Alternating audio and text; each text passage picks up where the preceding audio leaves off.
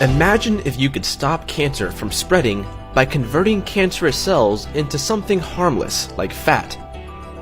In a recent breakthrough, scientists in Switzerland have done just that.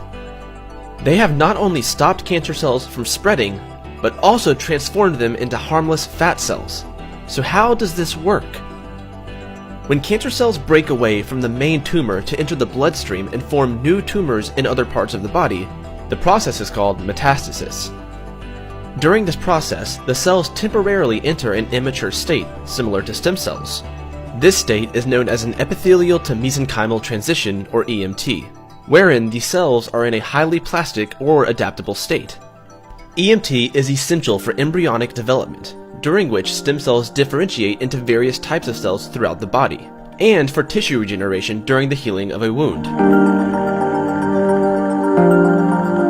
Taking advantage of the plasticity of some cancer cells during metastasis, the researchers were able to drive breast cancer cells in mice into becoming fat cells.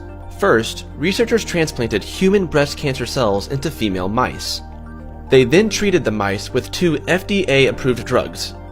The first was rosiglitazone, which is used in people to treat type 2 diabetes. This drug is known to induce the conversion of stem cells into fat cells. The second drug is known as trametinib, an anti-cancer drug that inhibits the growth and spread of cancer cells.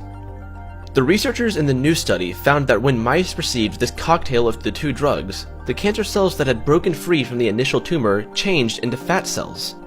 The drugs also suppressed the growth of the tumor and prevented further metastasis. Now, you may be asking, why would we want to convert cancer cells into fat cells?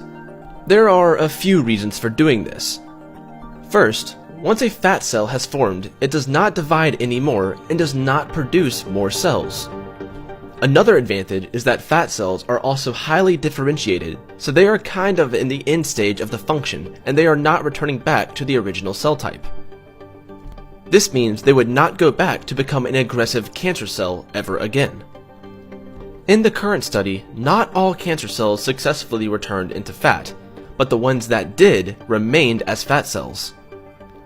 Of course, right now, we only know this treatment works in mice. Whether or not it is effective in humans is still unknown. A great deal of experimental work is needed before this research translates into human treatments, but the discovery is incredibly promising. It reveals that the plasticity of cancer cells can be effectively exploited to make the cancer more susceptible to conventional therapies. According to researchers, the ultimate goal is not to generate a treatment that magically turns cancer cells into harmless fat cells, but harness this process to stop malignant tumors from spreading and amplify the effects of current chemotherapy treatments. Despite this being a study that was done on mice, there is a very good reason to be optimistic, because these two drugs are already FDA approved for human use. So, it's possible we could see this type of treatment in clinical trials for humans sooner rather than later.